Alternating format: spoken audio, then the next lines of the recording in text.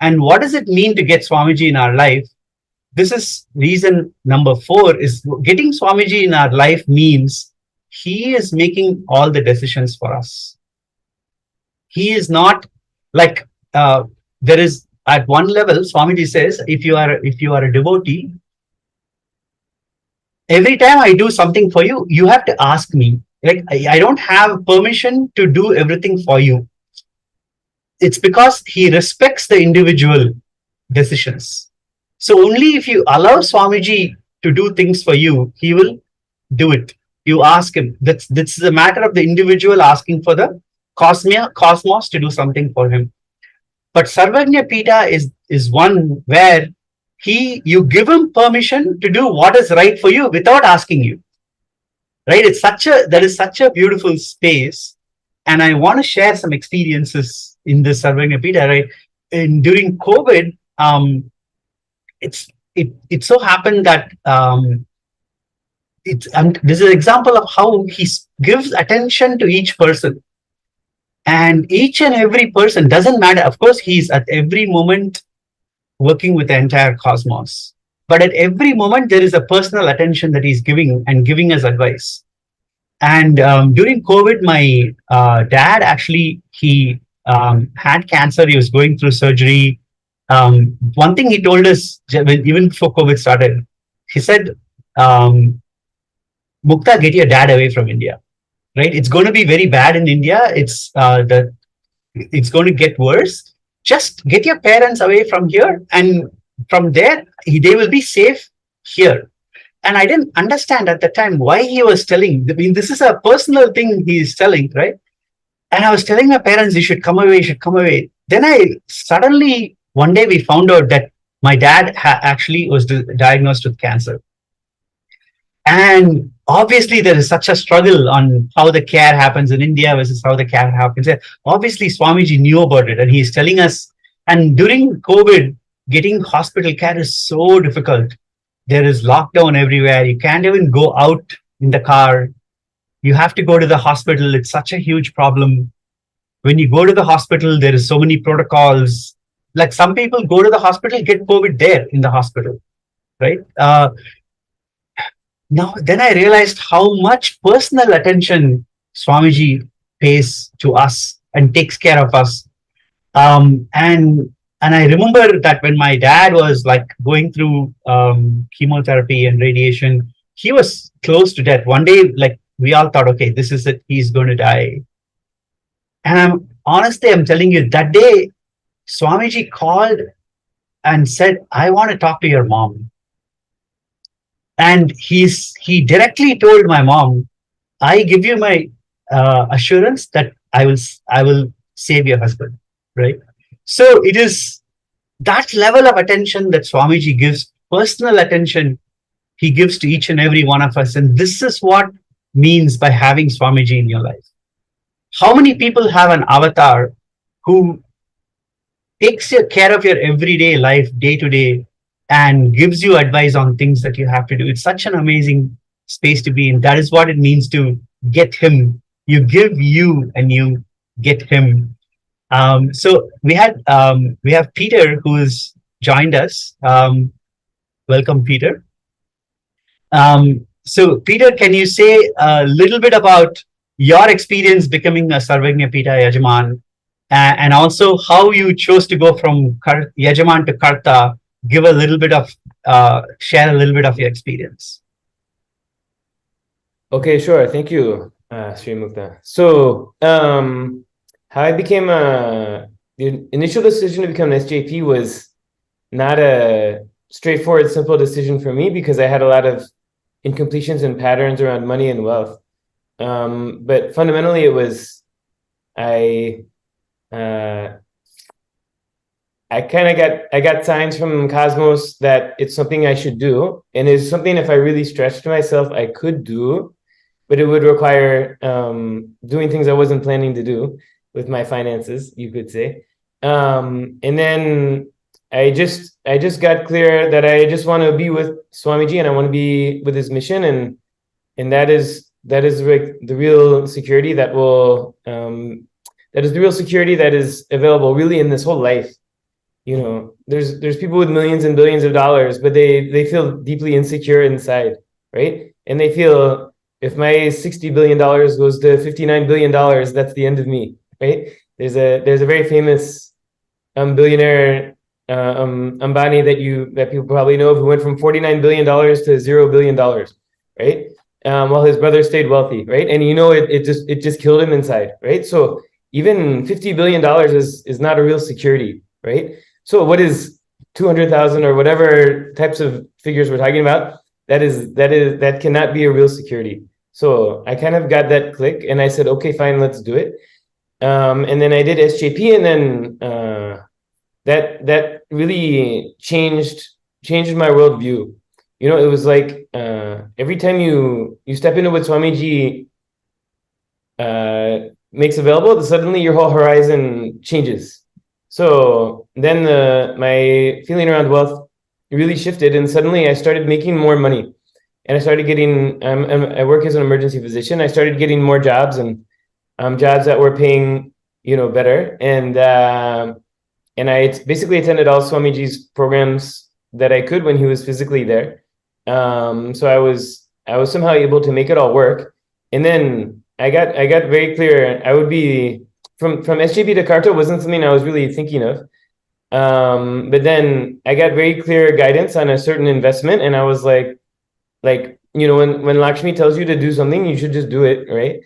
And so then I did it, and it could be considered as like a risky investment, but when you're guided by the divine, then there's no risk, right? Because even if it fails, then you're meant to go through that, right? If it succeeds, then you're meant to have that, right? So then there's nothing to worry about when you're following divine guidance, right? So I put everything into this one investment, and it went really big, and suddenly I was able to I could do Karta, right?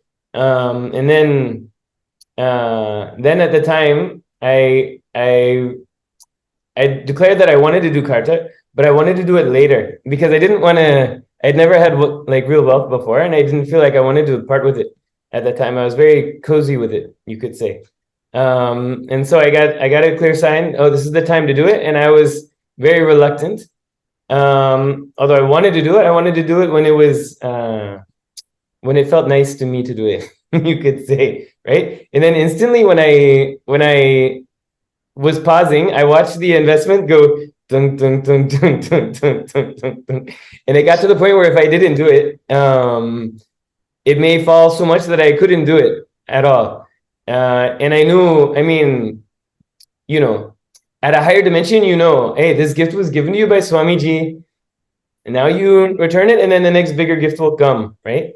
But at the level of the ego, is just like, oh, I'm not used to getting these gifts. I don't know how to handle them. And then I want to cling to them, right? And so how Kalabhairava operates, we all know, when you cling, then he'll have to take away, right? So that process was happening, and I said, okay, fine, go, let's do it. And so then, and it was right when I was buying a house and moving and all that. So it was a very intense time. But I ended up becoming Karta a couple of years ago. And it was, there's, once you're, however we may feel about ourselves this time, that time, or whatever, when you're in Swamiji's family, then you're in Swamiji's family, that's all. He'll be with you no matter what, right? So then there's no insecurity after that. So from the time I did Karta, I just know I'm with him very powerfully, and he's with me very powerfully. And then, yeah, that's the story to Karta. Yeah, that's really awesome. That's a great story. I wanted to share a little bit here. I know we talked a lot about Sarvagnapita. I know many people talk about Yajaman, Karta. I just wanted to share with everybody what that means. I think a donation of $21,000 to KAILASA makes you a Sarvagnapita manifester, which means you're getting into the space of manifesting something, everything in your life, right? And 200,000 US dollars, it makes you a Sarvagnapita Yajaman. $1 million in contribution, which is what Peter talked about, that makes you a Sarvagnapita Karta. And then 10 million contribution is Sarvagnapita Ishvara.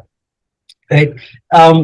One question we always have is, why is money associated with being a Sarvagnapita? I think the key thing is, like I said before, people who are Sarvagnapita are people who want to be part of this real world, part of this outside world, material world, not be an Adinavasi.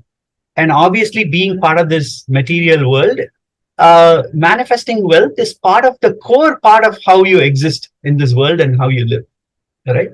And that is why it is the easiest way for us to understand what Sarvagnapita means. But I'll be honest and straightforward. And like Peter was saying, it is nothing to do with money.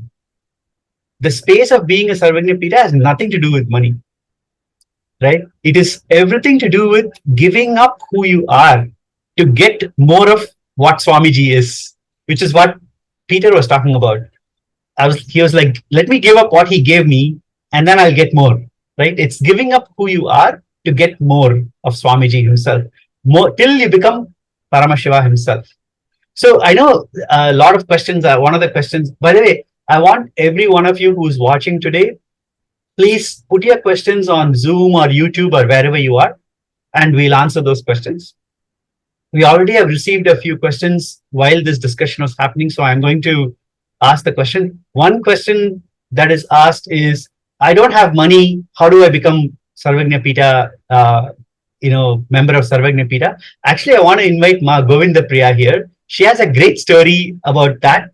Ma, can you share your experience of manifesting money to become a Sarvagnapita? Nithyananda, everyone. My name's Govinda Priya.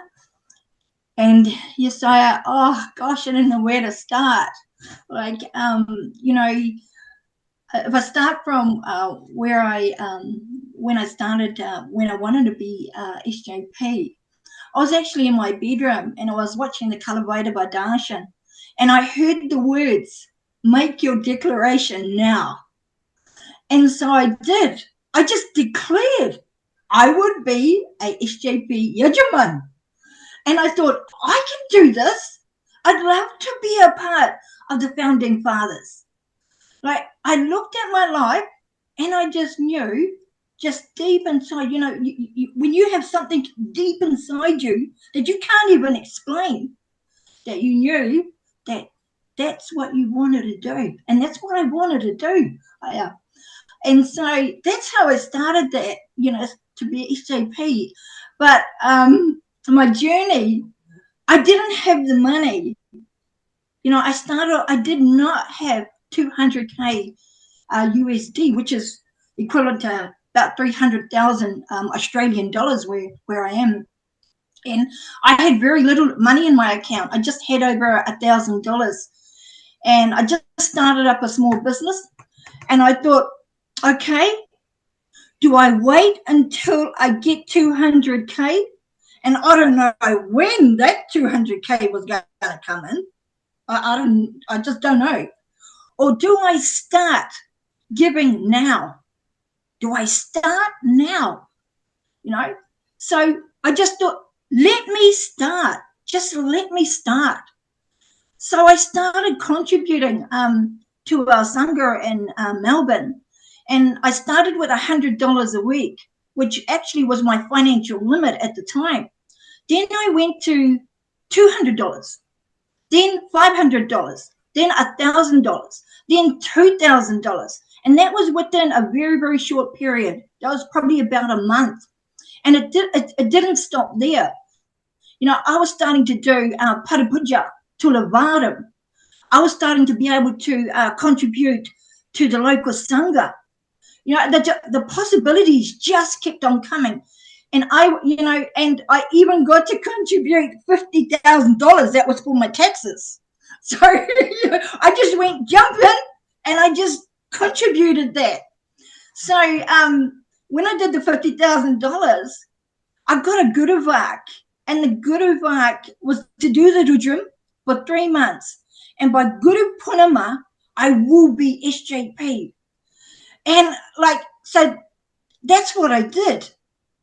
But 24 hours before Guru Purnima, I had $189,000 outstanding. And so I went into my bedroom with my computers and I stayed in there. And I was just looking at all ways to how do I get this money? And after several hours, I went out to my husband. He was in the lounge. And I went to him twice, actually. And I said to him, can I have some money? And he said, no. He just, no. You know, normally before I was with Swamiji, I would have thrown a tantrum. I would have stomped my feet and I would have pulled tears. I would have created a bit of a tantrum there if my husband didn't agree. But what I did was I went back to my room and I continued contacting various places of how to access the money. And then a few hours later, my husband walked in and he said to me, okay, you can have $30,000 from here. So I rushed around, got that $30,000. And then right before I got all the money, I still needed $8,000. You know, at the start of that day, I needed $189,000. I was down to I needed $8,000. And my husband walks in and he says to me, how much do you need? I said, I need $8,000. And he showed me his bank account and there was $8,000 in his bank account. And so he gave me that money. And, you know, this was 10 hours before Guru Purnima. I had all the money and I just needed to transfer it over to KAILASA. So, you know, like it was a magical day. There was no excuses. And it started only 3 to 4 months earlier. And all I did was made one declaration. I took the action. I had the will persistence till it was done. And it was my number one priority. So, yes, That's awesome. That's a great story, Ma. I think this is a key example of how SJP is not about having money to give. It's having the intention and then money flows through you, right? It's a great story. Thank you. The audiences are asking questions. I want to answer a couple before we move forward. First question is Angelica Agora asking, what does Sarvagnapita mean? Sarvagnapita, the word literally means it's the all-knowing spiritual seat of knowledge. That is Sarvagnapita. And in that seat of knowledge, there is the incarnation who is sitting, the Jagat Guru. Jagat Guru means the Guru of the whole world, who is sitting in that seat to protect and radiate the Sanatana Dharma and Hinduism for all of civilization. So this is Sarvagnapita. In fact, this is a promise made in fact, Sri Krishna made this promise in Bhagavad Gita, and it's a promise made by Paramashiva to this cosmos, that whenever and wherever there is a decline of spiritual practice, I will be there to reestablish Dharma, right? So Sarvagnapita is that seat from which an avatar protects the core civilizational nation of enlightenment. And part of that is 3 main parts of it. One is the philosophy and knowledge, the Vedic wisdom, which needs to be shared. The second is the sacred arts, architecture, temples, all of that, which is the institutions which protect the science. And then the language and the culture and lifestyle. So Sarvagnapita protects all of these 3, and that is what we are giving towards. I hope that's a good explanation of what Sarvagnapita is. But please ask more questions. Then Ma Poonam Yadav is asking, what does SJP Manifester mean? Yeah, SJP Manifester is when you contribute $21,000 as a way to start your SJP journey, right? Why is it called a manifester? Because you have taken this intention to manifest unlimited wealth in your life, right? And wealth, of course, comes in many forms, but it's a way to manifest unlimited. You have taken the intention to manifest unlimited wealth in your life and be part of the Sarvagnapita Swamiji's mission. That's what being a manifester means. Okay. Then actually follow up to Govinda Priya about what does it mean. Like one of the questions I'm asked here is, my family does not uh, approve of me contributing to Sarvagnapita. How do I work with them? For this question, I want to ask Ma Sonali Gupta to share her experience. Ma Sonali, could you share your experience? Absolutely, Aya. Thanks, and wonderful sharing from everyone. So I'll just start by saying that when I met Swamiji for the first time, I had a very strong click that I want to be a Sarvagnapita Yajamans. So I held that strong desire from the very beginning. And this was in 2016 when I attended the first Inner Awakening. But the reason, I wasn't very sure why, but I knew I wanted to be closer to kind of Swamiji. And logically, I can explain that, if I use my logical mind, my reason was that he was standing for Hinduism, and he said, I want to make a statement that Hinduism is real. So I knew that this was the best use of my money after I go, right? Like, where else can I invest money that can do better for the world? So logically, that was my reason. But I think there was something more than just the logical explanation, and I just wanted to become a Sarvagnapita Yajaman. But at that time, when I kind of made the jump to be with Swamiji and become his devotee, I could not get my family along. My husband was not kind of convinced, and he was not a devotee. So I knew that, before I could become a Yajaman, I wanted to kind of bring my family along. And, I was holding on to that for a few years. I was, I think now I say that there's no right or wrong way of doing it. At that time, I was, of course, trying to find out, like, in this situation, what's the best way to navigate and still do what I wanted to do. But I realized, like, at some point, when I was not able to convince my husband, he was not a devotee, and how do I even explain him when he doesn't even have the full context of, who Swamiji is or what he's trying to revive? How do I explain him that what is Sarvagnapita? And this was just something I could not, kind of get him to understand or talk to him about. So I waited for some time. I thought, eventually things would turn out and he would come along. But then once, I had this click, and it happened sometime during COVID. I kind of had a little bit of a situation where I kind of lost my job, or I was looking for, another job, and the market was a bit bad. And I realized, like, the obstacles never stop coming our way, right? There was I was already dealing with one situation where I had to kind of convince my family, and now I have this other situation. And that time I had a very strong click. I thought before all of these things start coming my way, I just wanted to go ahead and do it despite all of these obstacles. I just went ahead despite that. And I just kind of knew that if I have the right cosmic intention, the how doesn't matter. It's the what and the why.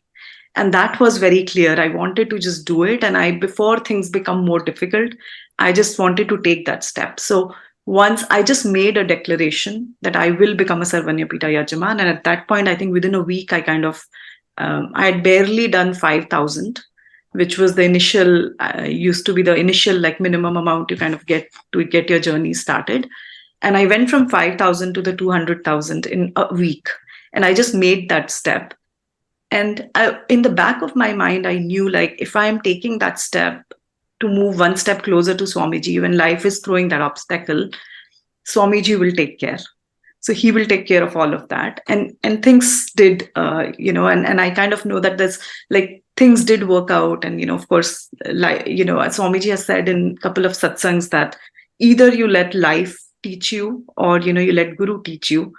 And I always feel like learning from the Guru, and Swamiji has said that, is this more sweeter and more is nicer way of kind of, learning. Otherwise, life will teach us, because we are all here to learn and expand. And until we reach that Paramashivoham and realize our true potential, things will keep coming for us to learn. So at that point, when I knew that there's a second obstacle and, things might look more difficult and I may not be able to take that step, I went kind of beyond the conventional wisdom of saying, let me just get my family along, then let me, figure out my job situation, get my financial situation in a secure, stable place.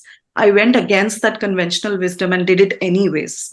And of course, Swamiji takes care, and things worked out, and it always works out with Swamiji. But it's really what step we take or how we think about dealing with that challenge when things come our way. I think everyone has their own way. And I know there are people who kind of work and sit down and talk to their family, bring them along. That's also perfectly fine. But it is I want to emphasize that it is the what and the why that is so much more important than how we do it. And that's the click I only had when I went through that situation. There's another kind of, thing that Swamiji has shared in one of the satsangs, which I kind of relate very well with, was Karna, right? For those who don't know, Karna is kind of known for being a Danveer Karna. He was known for his generosity and being a great giver, right? So Swamiji was sharing his story that once he was just sitting there with a golden oil cup in his left hand, and an old Brahmin came to ask for something. And Karna at that point did not even think twice. He just took the golden oil cup and gave it to the old Brahmin. And as per the conventional wisdom, or the way kind of ritualistically dana was supposed to be given, you always give dana with your right hand. You never give it with the left hand. But the reason he just went ahead and did it anyways, instead of getting caught into this conventional right way of doing it, was because he knew that mind can come in the way. By the time he changes from left hand to right hand, his mind might come up with a reason to not give. So he did not want mind to come in the way and just gave it anyways. So for someone who was, that known for being so generous, also knew how mind plays. So that resonated very well with me when I kind of heard Swamiji say that, because there's always fears in the form of either external situations or internal fears that can come and stop. So it's important to understand that mind has its way of playing, but then how we deal with that in that situation, or how you don't let mind come in the way of the principle you stand for, or what you think is the most important thing to do is really kind of important. So that story resonated very well, and I kind of related to that later, that the how is not so important. Yeah, I love what you said. I think the key thing is there are other questions I'm getting. One is that my family isn't agreeing to my contribution. What should I wait for their agreement or proceed anyway? I have funds, but I'm held back by insecurity, fear. Any insights on taking the leap? I think you answered those questions. First, one of the things you said is it's not about, we can't tell anybody do this or do that. That's not about the action. It's about the space in which you operate, right? The space tells you what's the right way to act. And so again, going back to the other point, what does it mean when you operate from a space of ego or you don't know how to act. Your mind gets in the way. And so acting quickly, and this is one of the things I would tell everybody here, the website to go to is sksjp.org.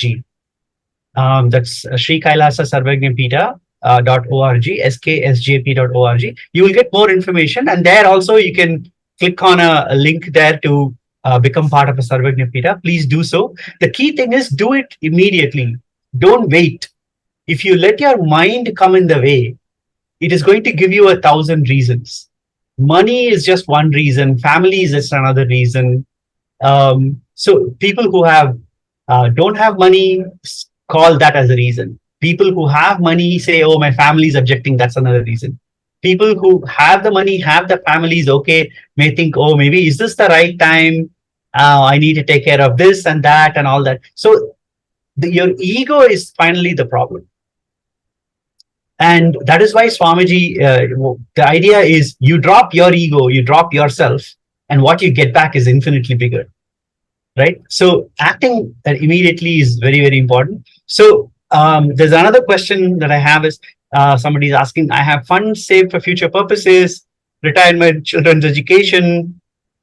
What should I do? Should I consider using that for SJP? Again, like I said, it is not about the money. These are all questions that are focused so much on the money part. It is all about what is it that you want to do with your life in growing spiritually. In this, Marupa Iyer just joined us, and Marupa has a son. who's in college. So I want Marupa Iyer to, address this issue and share a little bit about how she jumped in and became a Sarvagnapita Yajman. Sure, yeah. Actually, yeah. So for me, I've been with Swamiji from 2006. So I've seen him like when Sangha was very small and then has grown, exploded now with KAILASA. I was like fortunate to be very close to him too, like attend his programs where he was conducting the very early programs. So what I've got caught out of a thread is like the way he operates, right? Like he really doesn't really think. He just commits and he does work, right? And for me in my life too, actually, I hardly even used to talk to him. So, but still he's like behind me. He's like, Ma, I love you. I support you. And who else will tell? Like that is something new for me, right? With all the materialistic world that we are in, marriage, everything, right? So, kids, like there's nobody as a woman. Actually, I haven't seen anybody telling. So that was very interesting for me. It's like, okay, there's something here, and he's so blissful. But actually, Mukta, I saw you.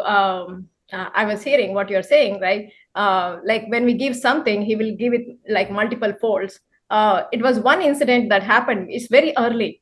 I had a yellow daisy flower which bloomed for the first time, and I was so happy. And then I was so attached to that flower because it's the first time it's flowering. It's yellow color, and I just that's when I was connected to Swamiji. I was like, okay, let me pick this flower and take it to satsang, right? And we used to have a satsang in Seattle. And I was like, let me offer to Swamiji. It was very interesting. When I took that flower, every day the Sangha members will bring the flowers, they will offer it. But that day there was no flower. And I picked the flower that I offered. Everybody was surprised. It's like, oh, yeah, okay, you got one. I was like, it just looked like some telepathy, right? And then when I offered, when I came back home, I just felt happy that because it was offered to Swamiji. When I came back home, my neighbor came with a bouquet full of yellow roses to me. And that has happened for the first time in my life. I was like stunned to see like, oh my God, you offer one to divine and then divine comes with a bouquet of roses, and the joy that I have in me, right? Is like, that is something which has not happened to me at all. And that is what was like signals again and again that happened to me when I was associated with Swamiji. So in 2015, I think Shivoham, like this is even before anything started about Sarvagnapita Yajamans, right? Very early, it was a casual conversation. Swamiji just talked about his vision of Sarvagnapita, just like that. And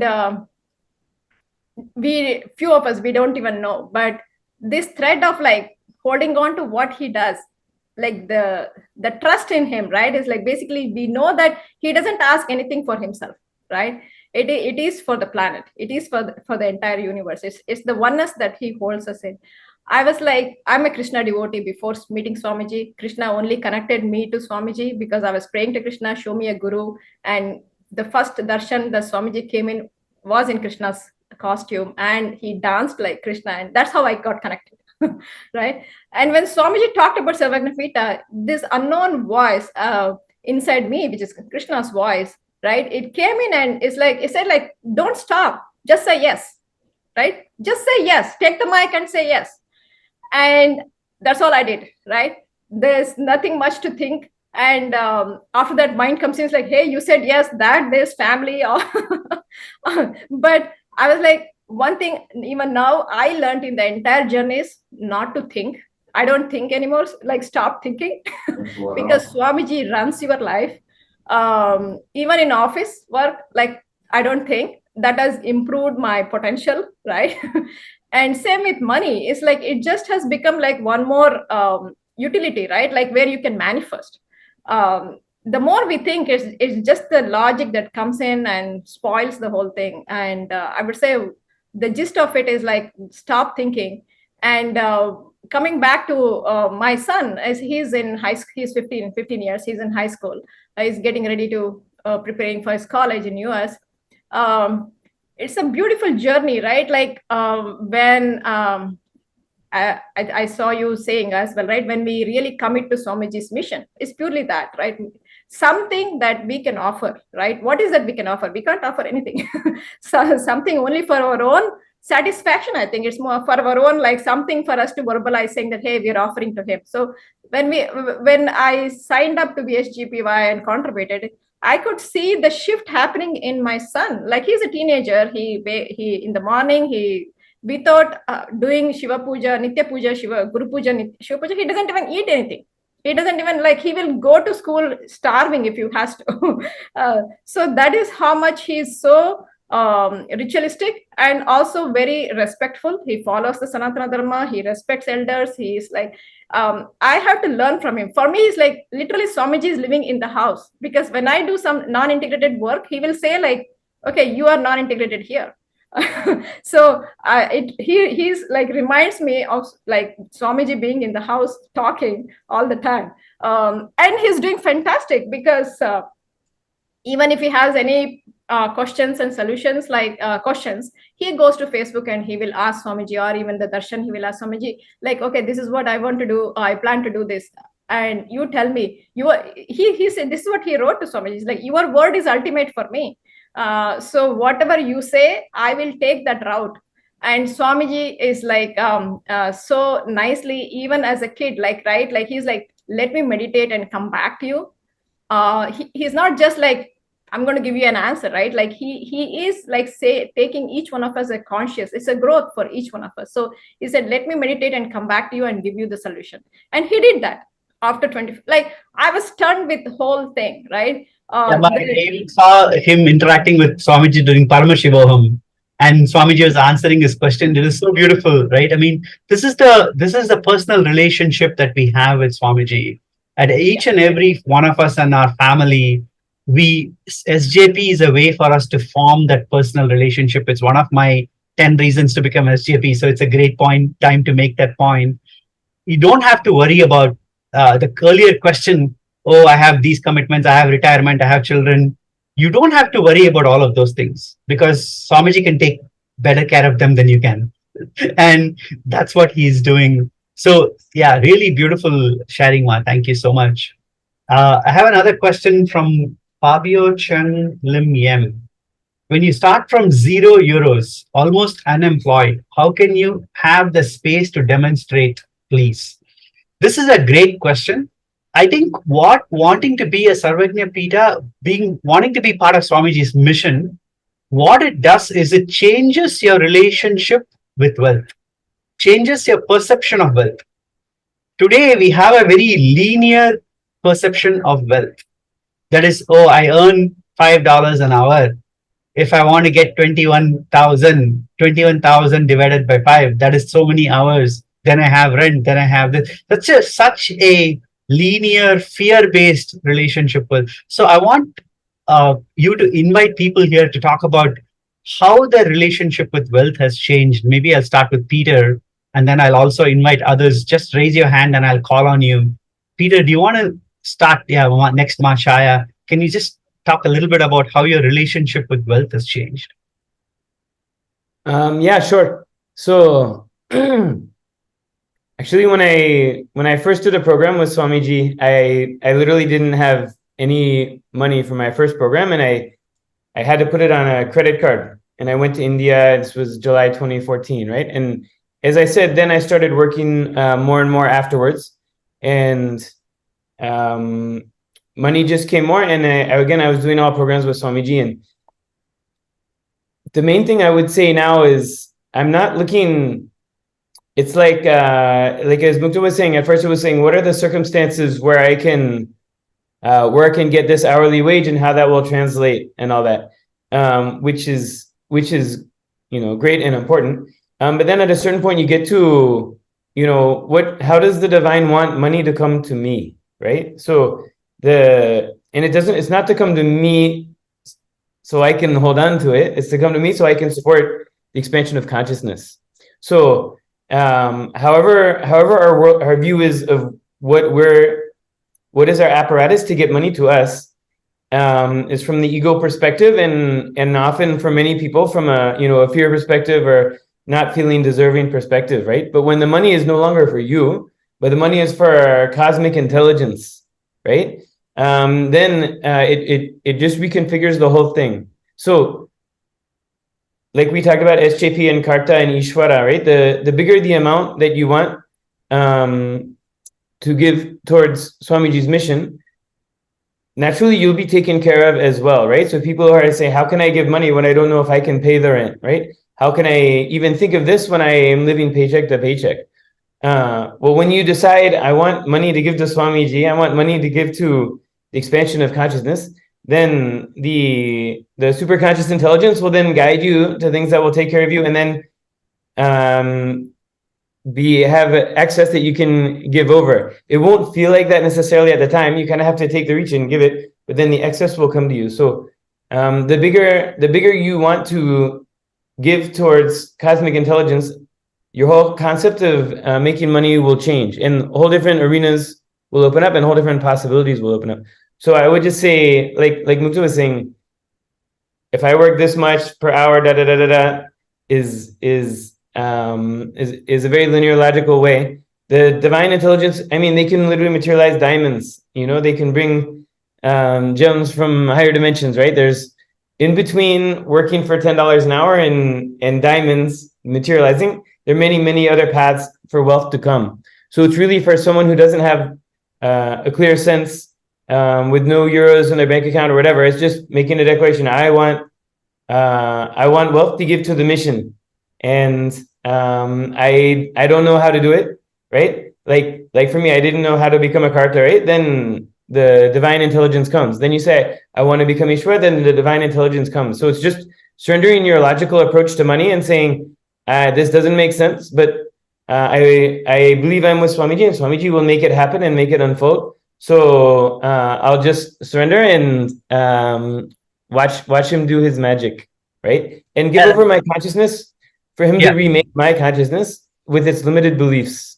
So that the divine, the Lakshmi intelligence will then overwrite my beliefs about finances and money and wealth. So all those things will change your relationship to wealth altogether. I think this is one important point you're making, Peter, that life is not about money, right? Life is driven through fulfillment. The goal of life is fulfillment. And sometimes in the material world, you need that material wealth to flow into you for us to work towards fulfillment, right? Because you have to take care of the regular things that happen in the regular world. I think the key thing here is when you decide to support the cosmos in its mission, then wealth just flows to you. It's a way, because cosmos thinks, hey, we're going to bring fulfillment to the whole universe through this person. And if I flow this material wealth to this person is going to support everybody's fulfillment, right? So we become a multiplier of fulfillment. I think that is the key difference. So I think this is changing our relationship to what wealth is very, very important. I also want to, invite everybody else. I know Machaya, you wanted to share something. Can you? Yes, I'll be as quick as possible. Because some keywords I don't want to repeat on. One is drop the logic. And I think also, you see, somebody is asking, I think that, if I may say, there is a Poonam Yadav saying, any other way, can I become an SJP without, money? That is because you feel money is not possible, etc.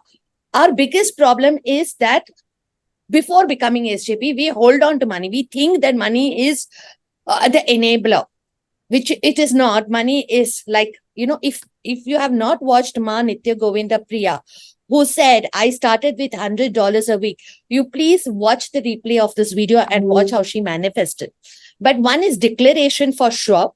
You declare with sincerity you want to become an SJP, the means follow. Second is drop logic, because our human logic does not apply. I want to share a small miracle that had happened when we had to do the Bhagavad Gita books. Okay. So all the, Sarvagnapita centers were thinking we have to, declaring 1,000 books, etc. How do we raise funds? So Ramana Shri shared her story because, we were in a meeting And she said that, I said, how can I do this? But Swamiji has made me do this. So she said, I spoke to Swamiji and said, Swamiji, now get the funds for this. She said in complete oneness, she left it to him. And it seems she said this, and within a few minutes, she got a call from another devotee who otherwise is never in touch, and calls her and says, Ma, I saw the program and Swamiji has said, I want to donate 500 books. She said, my whole being shook. I could not believe this. That was one. And then she said, okay, but 500 books, where do I store? Then she said, okay, now that Swamiji already did the miracle, I went through my phone. And then she said, I stopped it at whichever devotee's name Swamiji. Then she said that devotee was not someone, who's usually interactive and all and has got other issues. Anyway, finally, she managed to speak to him within a few hours. And he was very, very, in gratitude to Swamiji, and said, to her that I have done my wealth completion. I moved into a 3-bedroom house. And then in the conversation, he says, oh, now I know why Swamiji gave me 3-bedroom house. Because I need only 2. One is for your storage of those books. And there her storage problem gone. Now, in that same call, I was there. Now, I can fund myself, but I said, every time, we can do, but let us have more people come in. But I had not even reached out to anyone with a full space of incompletion that how can I ask? But I got into that same space. I sent a message immediately just to the Sangha group thinking about Swamiji and say, Swamiji, you do that same oneness. Within fraction of seconds, 800 books were sponsored by devotees. First one was 500. So I think the oneness, when we stay in the space of oneness and we declare, means follow, and so many avenues open up. Things we did not know, people are calling, ideas come, so that was my sharing as quickly as possible. Thanks. Awesome, Ma. Thank you. I just want to remind everybody, the link to become SJP, I think is projected on the screen for you, both on Zoom and YouTube. It's in the scroll. It is govgov.google.sk/SJP payments. That link is being projected. Please go there and sign up. The key thing is I want to revisit, again, any of you have any questions, please keep sharing your questions. We'll answer them. Again, want to go back to what Ma Poonam Yadav said. Is there any other way to become SJP other than money? I think the key thing is there any, become an Adinavasi, right?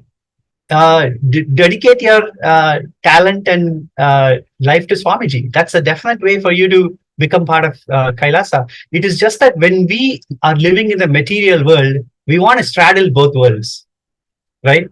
And we want to keep, I want to straddle both worlds, but I want to keep my wealth as mine and only give my love to Swamiji. It's like we play this game. SJP is a way for you to give your whole self to that mission, to the Supreme Pontiff of Hinduism, to this. Yes, Ma Rupa, go ahead. You want to share something?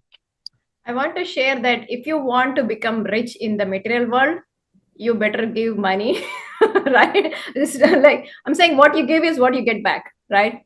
That feeling of abundance is a journey of feeling of abundance and coming out of insecurity, right? Insecurity not just with respect to money, with your life itself, right? So that's why I keep saying, right, like stop thinking. Like when I look back now, like the past is pretty much like gets wiped out with Swamiji's journey with Swamiji, right? So it's a journey of like, feeling like secure because Swamiji is there for us. That is what is a journey. I think it's not about the money, but I would say even if you think it's about the money, if you want to become rich, like you need to invest to get something out. If like in the olden times when my parents were a generation, right, they were not even investing. So like, how will they even know what's the value of money? So same Sarvagnapita is like when you bring the money out, that's when the unit, like you are working, that money is working for cosmos, right, for the planet. So then if that money, what we donate helps like 100 people, then that's where it multiplies by 100 and comes back to you. So if you want to be rich, I think you deal with money. Yeah, that's a great point. The problem is in living in the real world, we associate our identity a lot with wealth in one way or the other. It's an unfortunate way in which we work. This reminds me of this beautiful story by Rabindranath Tagore in this poem Gitanjali. there is a beggar who is standing by the side of the road, and he is expecting somebody to come give money, something to him. And in the distance, he sees this magnificent chariot and a prince, a godlike prince standing on the chariot coming towards his direction. And he feels that, oh my God, today is my lucky day. I have this person who's going to come and give something to me. The chariot comes close by, and this godlike figure steps out of the chariot. And then they put out their hand and say, hey, what do you have to give to me? And the beggar is thinking, who is this person who's begging from a beggar? So he says, okay, he searches his begging bowl, takes the smallest grain of rice, and he gives it to puts it in that person's bowl. And then this divine figure gets on the chariot and leaves. At the end of the day, this beggar goes to their hut and he overturns his cup, like the bowl. And when he overturns the cup and he pours everything out, at the bottom of the bowl, he sees one grain of gold, exactly the same size and shape as the grain of rice he gave to that divine being. And that's when he starts crying, and he thinks, why didn't I have the heart to give my all? Right? That's exactly what this is. It's, if we are attached to wealth, then we are still attached to our identity. And that blocks us from getting more wealth. So it's fundamentally changing our relationship with who we are and what wealth means to us. That is really how Swamiji is shifting us by challenging us to be part of Sarvagnapita. Here's an other question. I can add something, Sri Mufta. Yes, go ahead. Yes. So I wanted to add a little bit on two things. One was that, see, when we come as an Atman, or see, we are part of the Paramatman, the Supreme Soul, right? And we are here on a journey through lifetimes to gain that understanding and the realization of we are, that truly we are one in Advaita with the Paramatman, that we are nothing but the Paramatman. So when we're going through this journey, we come actually equipped with whatever is needed for us to experience what needs to be experienced and understood. So which means whether it is time or treasure or talent or any resource, any support, anything that is needed is already part of you. What the avatar, what the enlightened master, what Swamiji is doing is helping you connect with that reality.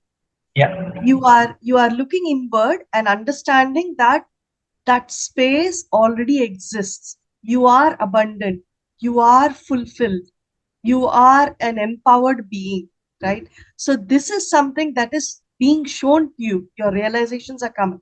So when you go with that, you know that this aspect of wealth or time, people say, oh, I don't have enough time to do the work. I don't have enough, I don't know how to make this happen. And then you start thinking through and saying, if the cosmos is empowered and enable you to go through this journey, definitely the moment you realize and say yes, or you open yourself up, the resources are going to show themselves up to you. Yeah. Right? And you just take the jump, the leap of faith, saying, yes, I'm ready. And you will flow through life with all the resources that are meant to you.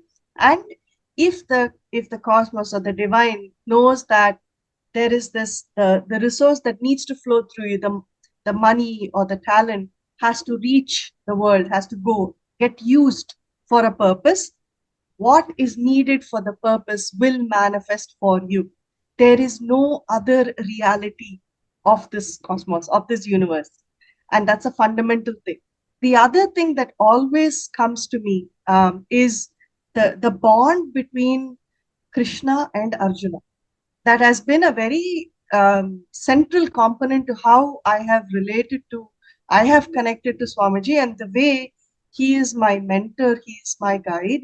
He is the being that I always look up to, whether it is for family, whether it is, at the Los Angeles temple, or whether it is any other aspect of my life, right? And in that, there is one thing that truly stands. See, the Mahabharata war started with, where Arjuna decides to drop his weapons and say, you know what, I just cannot fathom fighting or, going against everybody on the other side who are my family, who are my friends, my colleagues, my gurus, my everything. These are the people that I am supposed to take care of. I am supposed to be there to help and take care of things. And how can I fight? How can I do? Because he knows the moment he fights, they are all going to die.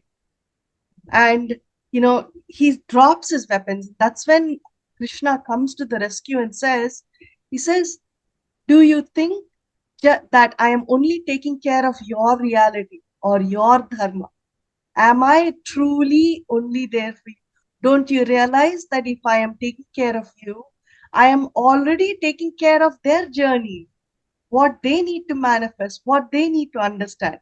So the baggage that we carry, thinking that we have to take care of ours, the baggage that we carry through life saying, oh my God, I have to provide, I have to protect, I have to make sure everything is okay, is very egocentric. It's also like being, I am responsible, I am the one having to do everything.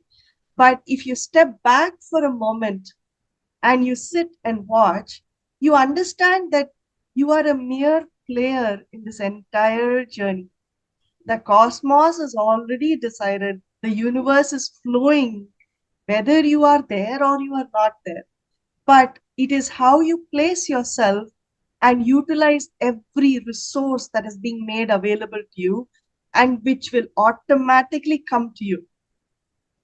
In making this journey happen, not just for yourself, it is about learning how to help cause another person's reality. You are not causing realities. You are standing there, you are supporting, you're bringing that presence of the divine and holding the space as each one experiences what they need to experience. This is so powerful for people to internalize. I would say take time to understand how the cosmos flows and functions. Then the resistance, the biases, the distance, the duality will melt and disappear. This is what I would say people need to experience to become Sarvagnapeeta Yajamans or Kartas and so on. That's awesome. Thank you so much for sharing that, Ma. I want to read a few more comments.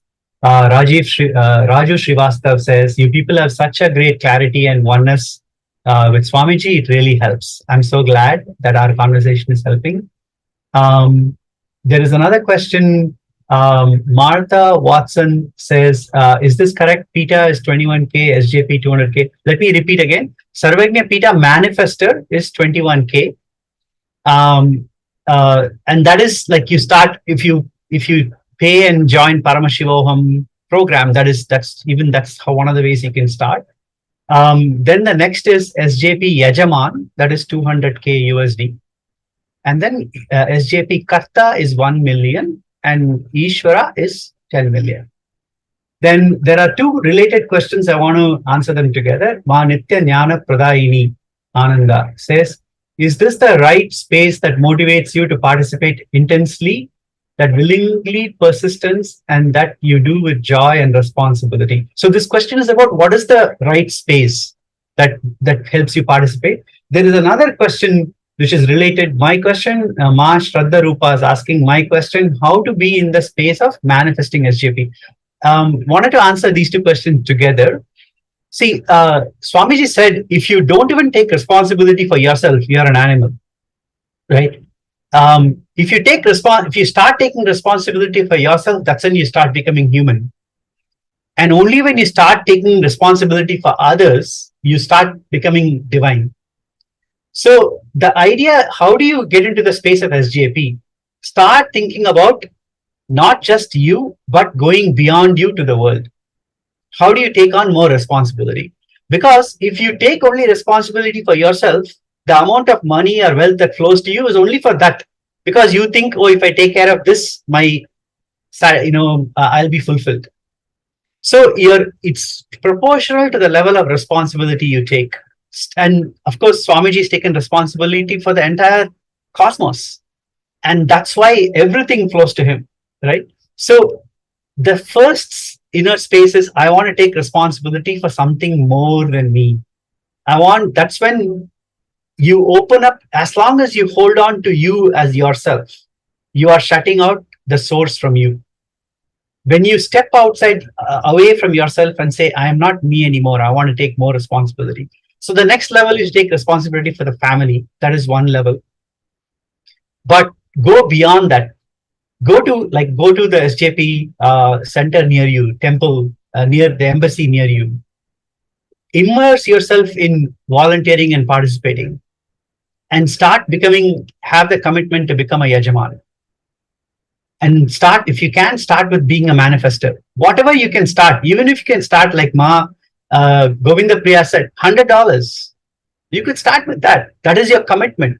So once you say, I want to take responsibility, it's your commitment to being committed, right?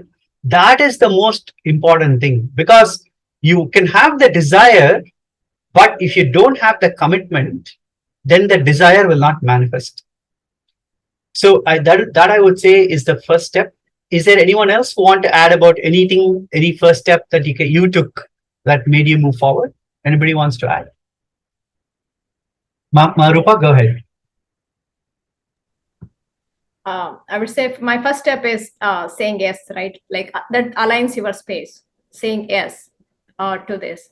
And another incident I want to talk about, like this is, I think during COVID or right around COVID time, that's when we were talking about, like I heard the talks about KAILASA, Kailasa from Swamiji on Facebook.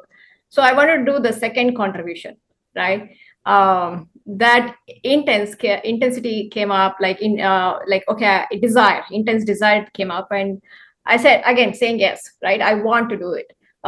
So where do I get the funds, right? It was like, it was COVID time. So in my puja, when I did the Nitya Puja, I said, Swamiji, I want to give, but you need to tell me, you need to show me, and you need to make it happen. That's all I prayed, to be frank. I don't know how it comes. I know you will make it happen, right?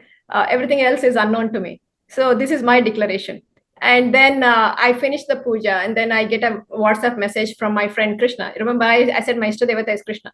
So my friend, he calls me after 1 year. He says like, hey, are you interested in this? Few of my friends are doing some investment. Are you interested in this?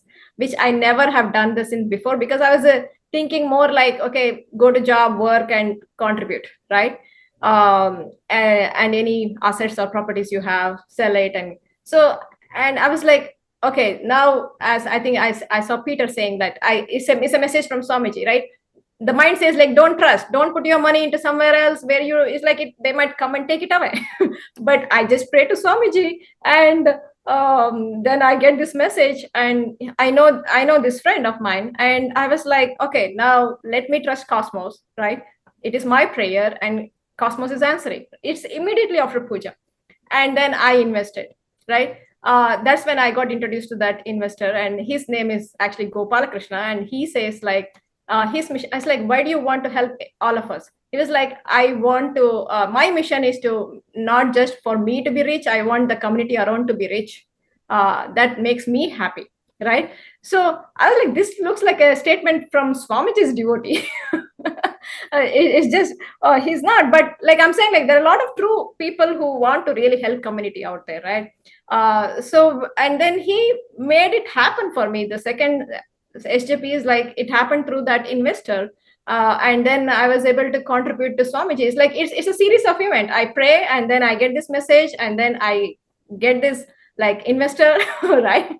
So, and he multiplied the funds, and then he gave it back. It's like, it's very interesting. So that's why I'm like, again and again, the experience is like, it's not anymore linear. So if you want to know how to manifest more wealth, and you want to feel yourself rich, just say yes to this, right? Awesome. Yeah. This matches with Ma Atma Prema saying, thank you, Ma Rupa, beautiful message. The leap of faith is what is needed. The relationship we have with wealth has already shifted for me. This has given that next shift. Thank you for your sharings. This was incredible. Such gratitude for this session. That's really awesome. Everybody here is doing such a great job. I earlier said something about Paramashivam program. By the way, right now, Paramashivam is completely free. All of you should know, right? So there is no reason why we can't participate in Paramashivam, and there is no reason why we can't commit to becoming a Sarvagnapita member of Sarvagnapita. Mel Cook says, "Thank you all for sharing. I'm quite new to this feeling connection. You people are amazing. Thank you, Ma. So glad that we could, move that love inside of you." Purna Parolikar says, "Thank you, Ma Muktika. A powerful click for sharing. Awesome." Claire Lang says, "Should we go into debt to contribute?" I think this is, I really want to answer this question. It's absolutely not the right cognition, right? Because debt, to understand wealth, being in debt is to have really a wrong cognition about what wealth is. So wealth is all about what it takes. I think everybody shared just now. Wealth is what makes us fulfilled, and creating wealth is all about going towards fulfillment. And then supporting Sarvagnapita is about going beyond you to support Swamiji's vision of the world. So I don't think debt factors into this at all. And if you think of this as going into debt, I think there is absolutely different. You have to think about wealth very, very differently. Is there anyone who wants to add to what I said? You can please jump in and add. Marupa feels like you want to share something. Please go ahead, Ma. I just want to say one thing. I would say we should change this. Contribute to Sarvagnapita. Be a Sarvagnapita Yajaman if you want to be wealthy. I would say that would be the punchline, because you need to. We are talking about journey of where you manifesting the abundance, right? So for us to feel wealthy is when we have to contribute to feel wealthy. Yeah. That's one thing I would say. Like, that's where the debt and all those things doesn't really come in, because it's about you becoming wealthy. Wealth? Beautiful thought, Ma. I think it's about only from abundance flows, right? Gratitude flows. So work towards becoming, manifesting wealth and becoming abundant in your life, and that will lead to you contributing. Thinking that I have to go into debt to contribute is actually having a negative view about of wealth in the first place. So please do not encourage thoughts like that. Sriram Nagarajan is asking, how do we draw a line between I have to be responsible and the cosmos is doing? Does anybody want to take this question on? Yeah, sure. Yeah, go ahead. So how do we draw a line between I have to be responsible and cosmos is doing? So that's a great opportunity to look at, like, what we are responsible and what we can really control in this life, right? So the main responsibility we can say is we can declare responsibility, right? So for example, for SJP, you can say I declare for SJP, and then the next thing is to declare I am receptive to the cosmos to act through me and make it be done. You can talk to anyone who is doing enriching, or anyone who is doing any seva for Swamiji. They don't feel like they're actually doing. They're making themselves just available, and it'll get done through them, right? So your responsibility is to say, an individual's responsibility would be to say, I want to support Swamiji's mission, and I make myself and my resources, my internal resources, my operating system of my mind and body available. And then cosmos, I give permission and blessings for cosmos to do through me. Actually, there was a specific moment for Karta. I had a big psychological block to sell the investment. And I messaged Swamiji. I said, Swamiji, please act through me and just do this so we can liquidate this and I can become a Karta. Because I didn't feel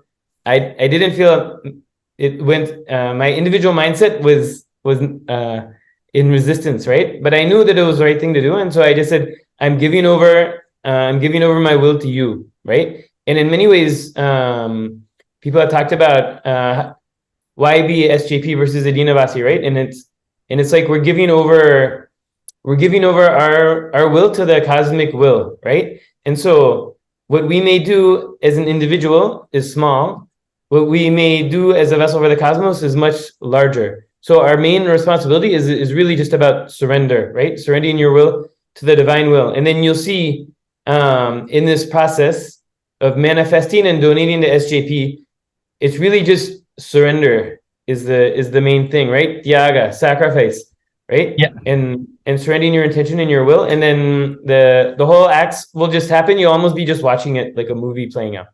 I so love what you said about surrender and sacrifice, because I want to share something. The person who is doing sacrifice here, Tyaga, is not us. Actually, we are only sacrificing something we don't have. We're only sacrificing the useless part of us to get Paramashiva back, right? And the person who's really doing sacrifice is the Supreme Pontiff of Hinduism, Swamiji. I mean, look at the amount of persecution he's faced, threat to his life. In spite of all of that, over decades, he is tirelessly working towards benefiting humanity, right? And in spite of all of that, his work towards humanity is not stopped. That is true sacrifice. And for this divine being to come into a limited body and being able to take all of us along, that is ultimate sacrifice.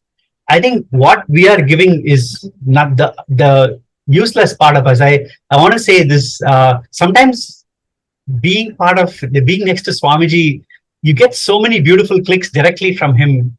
I remember this time when we were sitting in Himalayas, we were on a trip to Himalayas, we were sitting right next to the Ganga, and it was such a beautiful evening. The sun was setting and very quiet moment. Swamiji was sitting on the terrace, and we were all like 80 of us sitting just right next to him. He was sitting in a chair and we're sitting right next to him. Very silent moment. And Swamiji said, look, all of you are here. You've all given enough to me that I can give you the truth straight away. He said the fastest path to enlightenment is surrender. Just surrender. And that will take care of everything.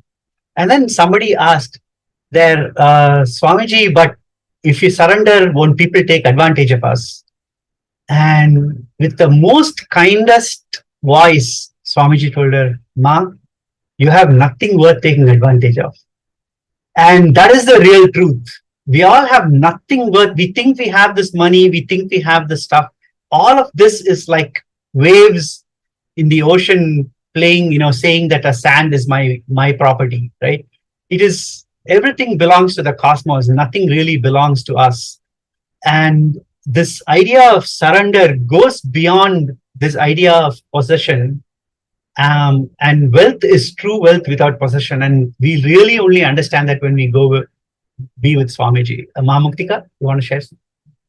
Yes, I actually wanted to add this, and I think another person here had also shared that I think saying yes, and along with saying yes and the surrender, from within, I think the context and the space needs to be that this is my priority of my life.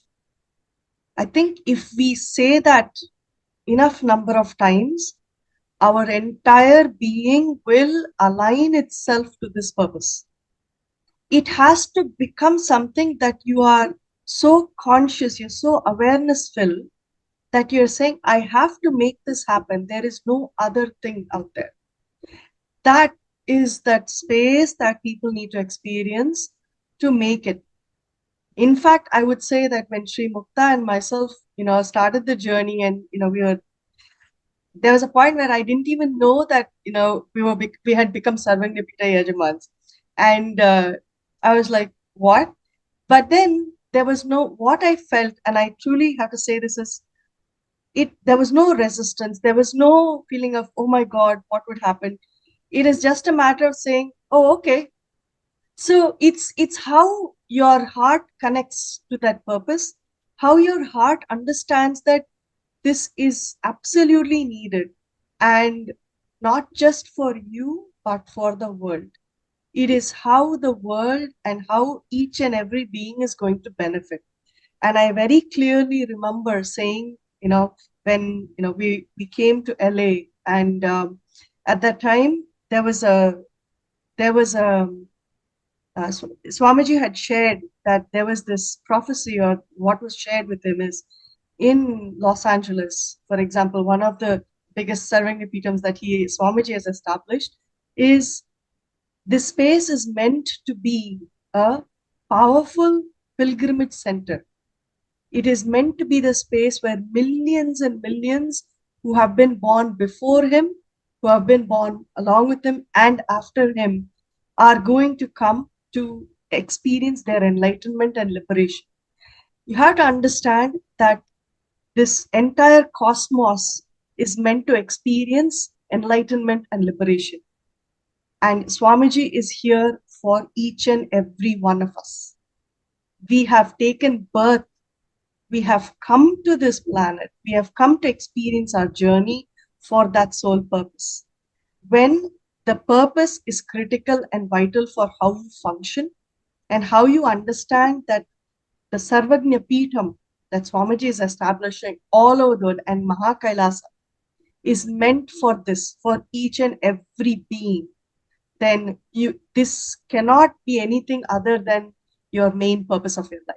It has to be that level of commitment to your journey and to the support you're going to give for others' journey.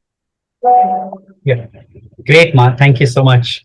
I wanted to share something. Swamiji, one of the questions about being in debt, right? So Swamiji has said in the Supreme Pontiff of Hinduism, he shared in Devi Parashakti reading that you cannot take loan to give charity. It's a very clear statement. Okay. Ma Nithyananda Ananda says, thank you all for the powerful clicks. Thank you, Ma, for sharing. Claire Lang says, thank you for answering. Ma Nitya Atma Prema says, quote, contribute to feel wealthy. That's a great click. Thank you. Roshni Ma Sevika says, yes, Ma, what a click. Great. I'm glad so many people got some clicks. Susan Soledar says, thank you for hosting this. It's a blessing. I have started the SJP Karta journey by the grace and boon of Swamiji. I love this surrender process that we have been called to. Nithyananda. That's awesome. Wesen Tekeste says that was powerful. Wow.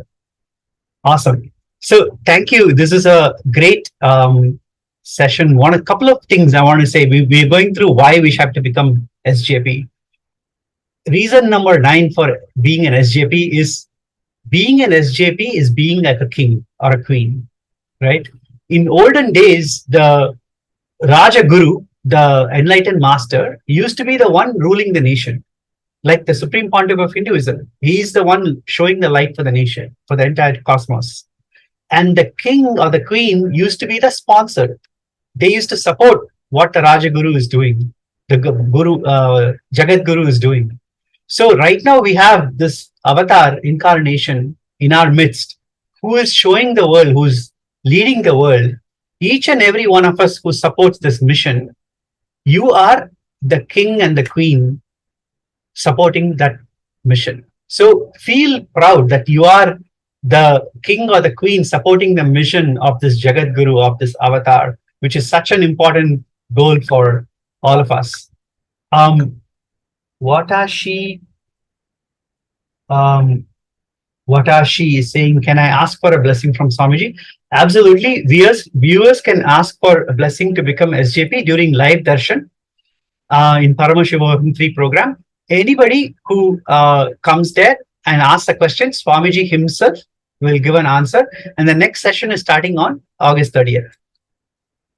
Anne-Marie Kasu says, what did you say last? Sri Mukta, I didn't understand what the conclusion was. Sorry, Ma, I don't understand which point you referred to. I don't remember which point you referred to, but we'll repeat things again. Essentially, I think what we were saying is we're all kings and queens. Essentially, becoming a Sarvagnapita is your decision to become the king or the queen. That's all it is. Right? So decide to become royalty. Live like royalty. In fact, one of the ways, the last reason, or one of the reason number 9 is SJP is being immortal. right? What does Swamiji want? In fact, he wants all Sarvagnapita Yajamans to actually wear crowns. He's making crowns for everybody. Some of us have already received it. The others are yet to receive. It's in the process of being made. And yes, Peter is sharing his crown. Let me add Peter to the spotlight so everybody can see. Awesome. So Peter has already received his crown. Essentially, this is exactly what Swamiji is signifying. We're all kings and queens, right? Wear the crown proudly and be this person who is supporting the world, right? And in fact, more than that, the way Swamiji is going to deify Sarvagnapita is essentially every temple will have, like the golden temple that Swamiji is building, will have pillars with the images of Sarvagnapita Yajamans and manifested Yajamans and Kartas actually in stone.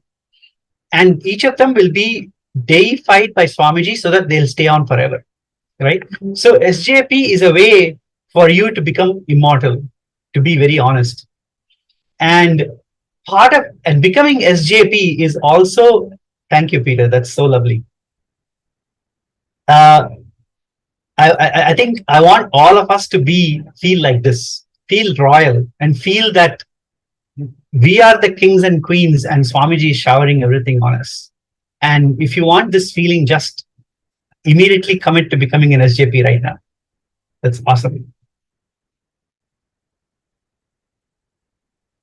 So the last reason, Marupa says, I got my crown too, I'll wear mine. Awesome. Thank you, Ma. I think she's gone to get her crown. That's awesome. The last reason I wanted to share why we should become SJP is about leaving a legacy, right? This is such an important thing. What does legacy mean? Legacy means, what does it mean? What do we leave behind in this world? And the answer is directly related to Sri Kailasa. Simple question, simple example. We're all founding fathers. The SJPs are founding fathers or mothers of Sri Kailasa. Swamiji is the reviver, and we are supporting them. And those who supported Sri Krishna thousands of years ago are even today remembered, right? So that is what each of you, oh great, Ma Rupa got her crown. Great. That's beautiful. A lot of people are, excited about the crown. Alicia Morrissey is saying, beautiful crown. Mel Cook saying, wow, royalty. Purna Pandalikar says, King Peter. Yes, Queen Rupa. Yeah, so I think the key thing is we are leaving a legacy. Okay. Legacy for our children, legacy for the world. And what does it mean? We are supporting this nation of Kailasa, which is so important for the world. And Sri Kailasa is not only preserving and spreading the science of enlightenment to the world, it is also demonstrating that oneness as a principle can work in this real world. Third, there are 108 Sri Kailasa Uniting Nations, initiatives, each of them working towards a different goal. Each of them unique, valuable, and I'm not even going to say important, because important makes it too simple. It's actually crucial. It's extremely critical for the world. These initiatives are critical for the world. Like No Hungry Home Project. Till now, about 2 billion meals have been served through Swamiji's No Hungry Home Project. Swamiji's collected all these invaluable, through the Jnanalaya project, he's collected all the scriptures. Millions and millions of old Hindu scriptures were actually written on palm leaves, and they are in such bad state. It's all like broken now. Swamiji's collected over 2 million of these palm leaves, digitized them and put them online and available free for everybody to do research. And close to 1.5 petabytes of Hindu scriptures are collected by Swamiji for everybody to use. So he's protecting the science of enlightenment from the original stage for everybody to do research. His revival of Gurukul, which is one of the most important institutions that is preserving the science of enlightenment, creating enlightened masters for the future. And through that, Swamiji has demonstrated how youth can be, converted from ordinary human beings to divine beings. And many of you know the work that's been done in Gurukul in terms of education. Children come in as ordinary kids, and within 2 years, about 35% of them are testing at genius levels, IQ of, I think, 130 or higher, which is like maybe gifted. And almost all of them are testing at their intellectual age is almost 2 to 3 years ahead of their physical age, which is a huge shift in education. So, and the amount of work that Swamiji has done for education is invaluable. Then the equality, making sure that women are equal in religion.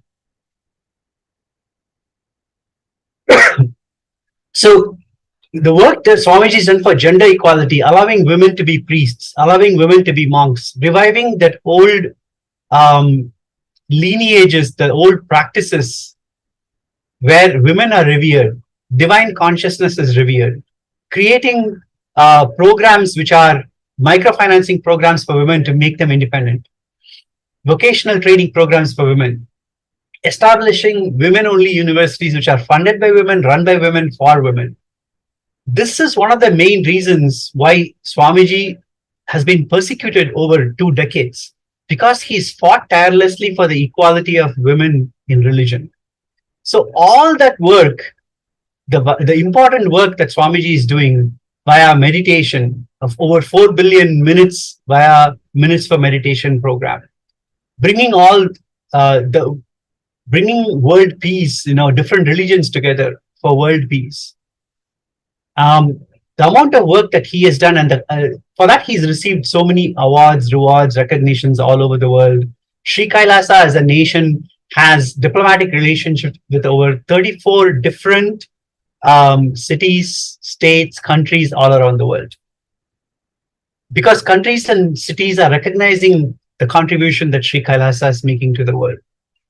Over 200 different jurisdictions have acknowledged Swamiji's contribution, and they have declared January 3rd as Paramahamsa Nithyananda Day, Sri Nithyananda Day, right?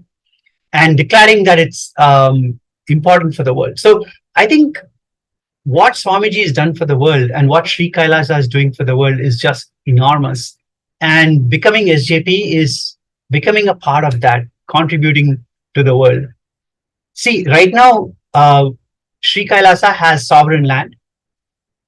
If we want to open that sovereign land, which is where Swamiji is, if that sovereign land to be open to everybody, what needs to be done? There is a huge infrastructure needs to be developed. And that is what SJP, Yajamans and Kartas and manifestors are doing. We are supporting the opening of Kailasa for everybody so that Swamiji can invite people there and start contributing to the whole world at the next level, right? So if any of you feel you want Sri Kailasa, Maha Kailasa to be open today for people to visit, immediately start contributing, because this is how we're going to get there. We're going to bring the whole nation to Kailasa, the whole world to Kailasa, and which benefits everybody. So how many other people can commit right now? Commit immediately. Go to the link that you're seeing on YouTube and commit right away. Part of leaving a legacy, right? I wanted Ma Muktika to say a little bit about what does it mean for our children. The children are our future. So a little bit about what does it mean for our children and what does it mean for our future.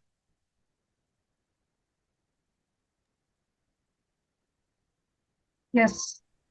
One of the things that I strongly felt, and especially after meeting with so many different people from all walks of life, the Hindu leaders, the various entrepreneurs, community leaders, and others, there is a need for a strong space, a strong world and a sense of togetherness with which we work towards it.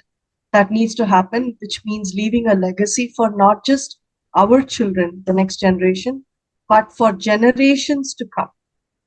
What Sri Kailasa stands for and what the Supreme Pontiff of Hinduism, Bhagavan Nithyananda Paramashivam, is working towards tirelessly, is to ensure that for generations, means thousands of years, the foundation is laid so strong that it brings down the suffering. There is success, there is fulfillment, there is a sense of accomplishment, there is, the world benefits from what they are meant to do.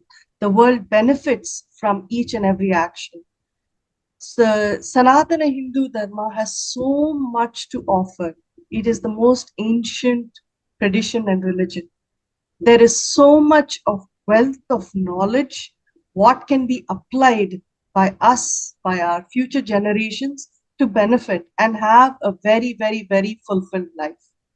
It is our responsibility today to lay these foundation stones, and which is exactly what Swamiji is doing through Sri Kailasa. Sri Kailasa stands as a symbol, as is a space, it is a nation which is meant to support the entire world. It is meant to lay the foundation for the entire world. And this is a legacy that we get to leave for the next several generations. If we think of Mahabharata, if you think of, the Bhagavad Gita, which in fact is the preamble to the constitution of Sri Kailasa, the nation, right? When you think of the wealth of knowledge and how people use it today, so many thousands of years after Sri Krishna has given, Sri Kailasa is a phenomenal space and a phenomenal, it's the nation that supports and brings hope to the world. It is that space and that nation that we need to support, that we need to be a part of, and ensure that the legacy is left for generations and generations to come. And it starts with us understanding that this is a priority for us, that this is our responsibility and the space of responsibilism that we carry for ourselves and the world. And it starts today with our yes and with our active participation, our involvement, our participation, our activism, and our support that we give each other as we implement what Swamiji is sharing, what Sri Kailasa stands for, will reap the fruits that is needed by the world today, to bring everybody to a space of oneness, to bring everybody to experience completion, to experience fulfillment and success. This is an absolute necessity today.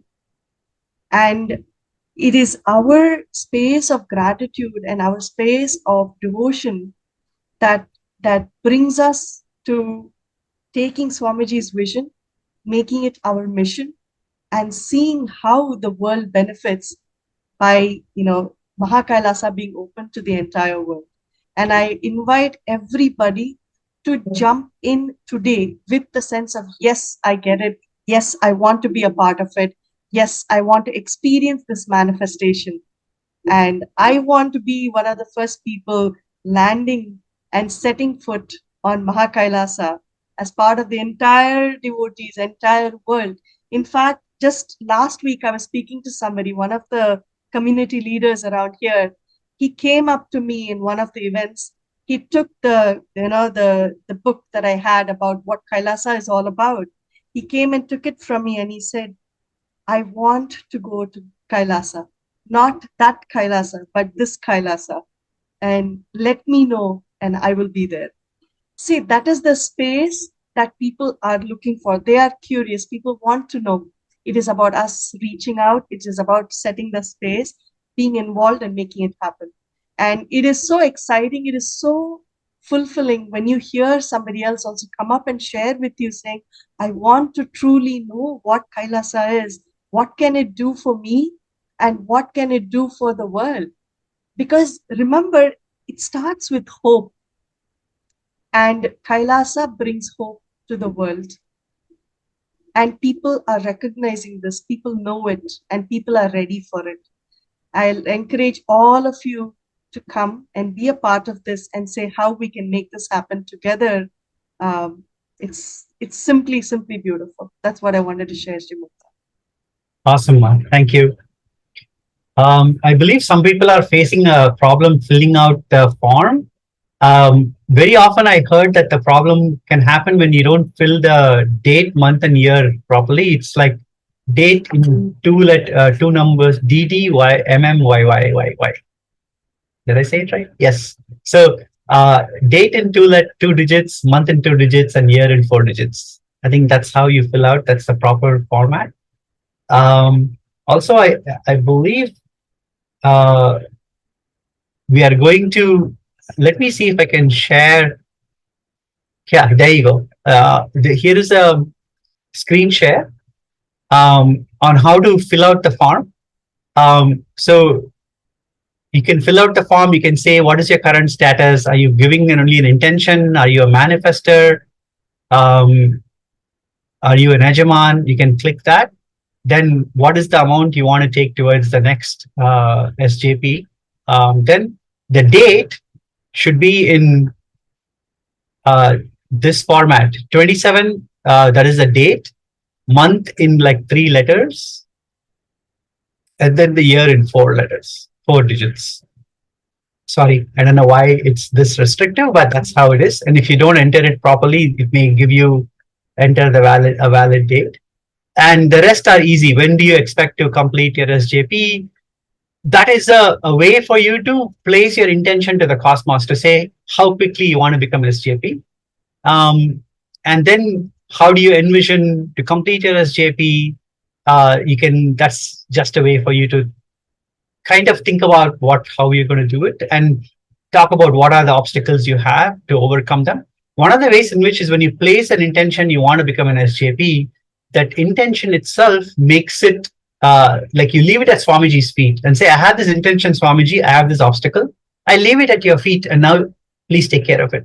And Swamiji beautifully removes that obstacles for you. Then will you be able to attend any of the SJP manifestation personal guidance session?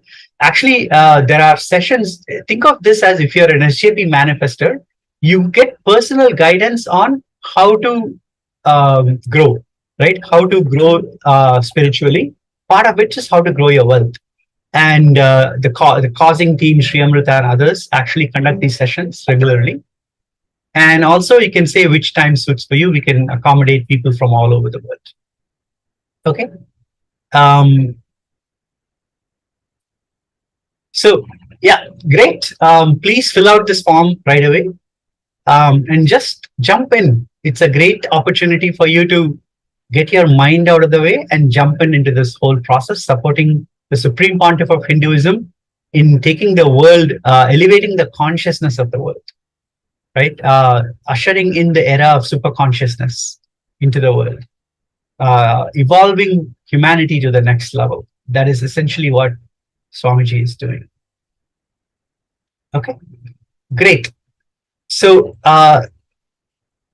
anything else? I'm just trying to check if there are any other messages. Great. Thank you all. We had such a beautiful panel. Thank you everybody for participating, jumping in, answering all the questions. I hope everyone found this session inspiring and useful and inspired you to go to the next step. Don't wait. Like I said, jump in. And such a great thank you for Swamiji for this opportunity to talk about the beauty of being in love with Swamiji. I just don't know how else to express it. It is a pleasure, a joy that happens every moment.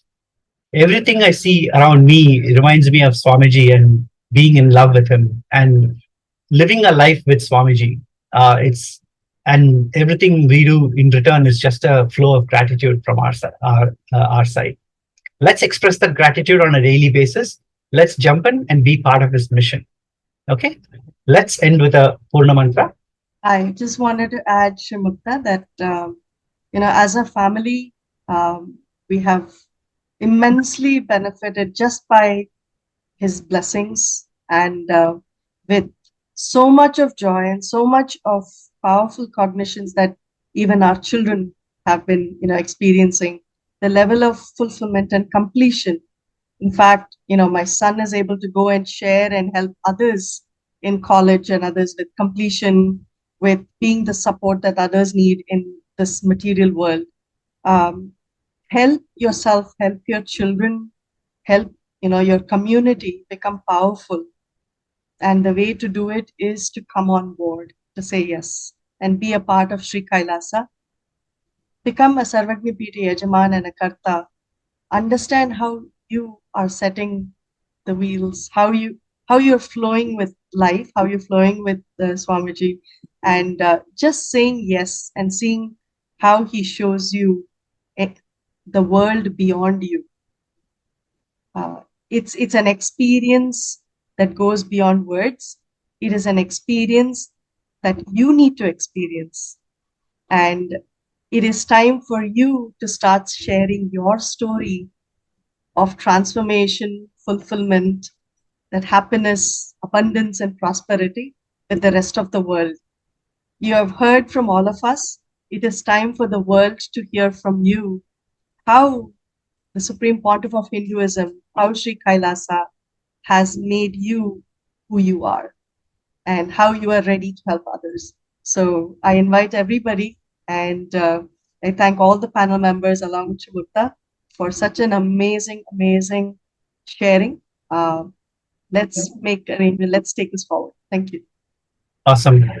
I want to the last end this by asking everybody, all of you who are watching, either on Zoom or YouTube, if you feel grateful for everything you received from Swamiji, and if you feel that what he's doing for the world is absolutely essential, raise your hand. And if you feel fortunate that you've been here and benefited from that, if you raised your hand, then immediately make a contribution, right? Immediately jump in and be part of the Sarvagnapita, make that next contribution. Then there are people who feel grateful, but then you feel insecurity, right? How many of you feel that way? Have a little bit of insecurity? Raise your hand. I see many people raise their hands.